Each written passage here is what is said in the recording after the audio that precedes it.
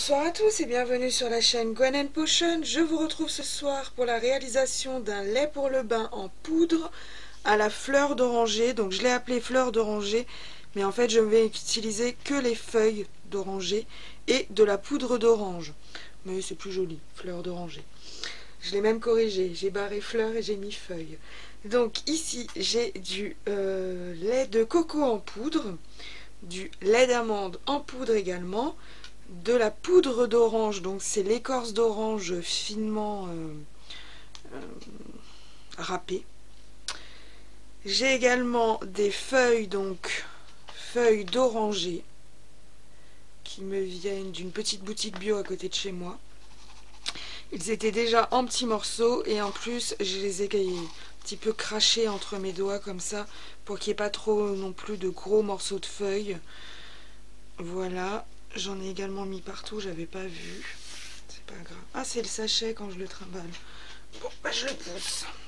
Donc j'ai pris un bol pour pouvoir mettre tous mes ingrédients. J'ai également pris une cuillère que j'ai mis là. Je m'en suis servi pour mesurer mes poudres et également pour les tamiser. Je les ai passées dans un tamis fin pour éviter, vous voyez, il n'y a pas de grumeaux, c'est juste de la poudre. Donc c'est très simple. On met tous les ingrédients ensemble.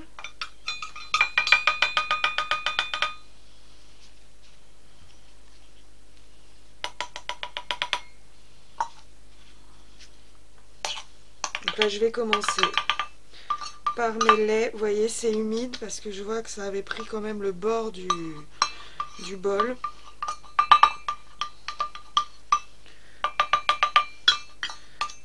Voilà, donc là j'ai mes laits et ma poudre d'orange.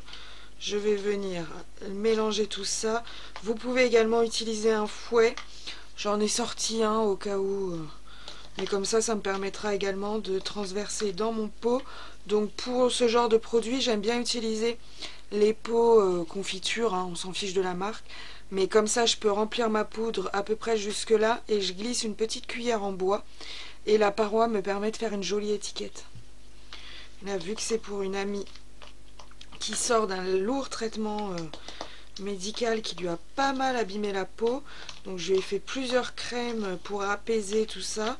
Et vu que je sais qu'on lui a conseillé de prendre des bains, et ben je vais lui faire un petit... pour l'instant je lui ai pas fait grand chose. Je lui ai fait deux sortes différentes. Une que je vous avais déjà postée avec du lait d'ânesse, mais comme elle est végane, bon, elle n'est pas végane, vous savez, qui refuse obstinément tout, et je lui ai donné les bienfaits du lait d'ânesse. Elle a reconnu que dans l'état où elle était au moment où elle est sortie de l'hôpital, c'était bienvenu, et effectivement ça l'a énormément soulagée, que ce soit les crèmes que j'ai fait avec.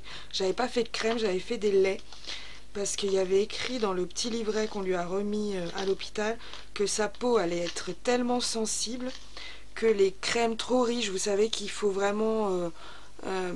malaxé pour pouvoir faire pénétrer dans la peau était déconseillé, sinon ça allait encore plus irriter. Donc je lui avais fait des petites choses à base de gélisucre, des gels légers, des laits fluides qui pénètrent très vite avec des huiles spécifiques, et ça l'avait beaucoup aidé. Donc là elle est en phase de rémission, mais il lui reste quand même du traitement à faire et les inconvénients qui vont avec. Et donc je vais lui proposer celui-là. La dernière fois je lui en avais fait un à la rose et à l'argile blanche, je crois, en toute petite quantité, et elle avait bien aimé aussi. Donc celui-là ce sera feuille ou fleur d'oranger, je sais pas encore. Donc là j'ai bien mélangé mes deux laits et ma poudre d'orange, donc mes trois poudres. Je viens maintenant y mélanger les feuilles, et une fois que ça se sera fait, pardon, je vais pouvoir mettre directement en pot. Donc je vous conseille, si vous faites un bain, tout simplement vous prenez une petite cuillère, donc ça peut être une petite cuillère à café comme ça, il n'y a pas de souci, et vous dosez. Donc ma soeur elle met 2 cuillères à soupe carrément, mais elle a une grande baignoire. Et par contre j'ai une amie, elle me prend un pot par an puisqu'elle ne met qu'une cuillère dans les bains, et encore la plupart du temps elle les utilise dans ses bains de pieds.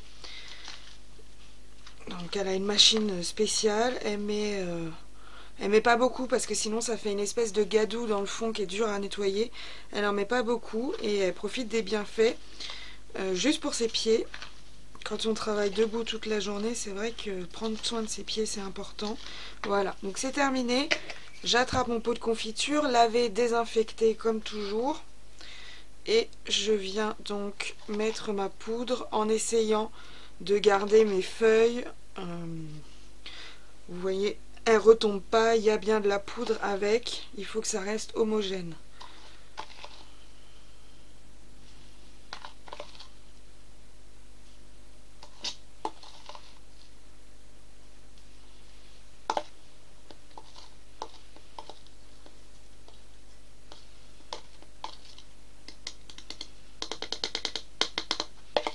Voilà, tout beau, tout simple. Oh bah, je viens d'en faire tomber.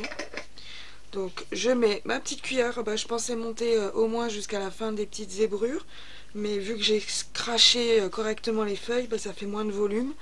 Et donc la petite cuillère tient largement et je fais mon étiquette. Donc j'espère que cette recette vous aura plu. N'hésitez pas si vous avez des questions. Je suis également disponible sur Instagram, Facebook et TikTok. Je vous souhaite une excellente soirée à tous. À bientôt, au revoir.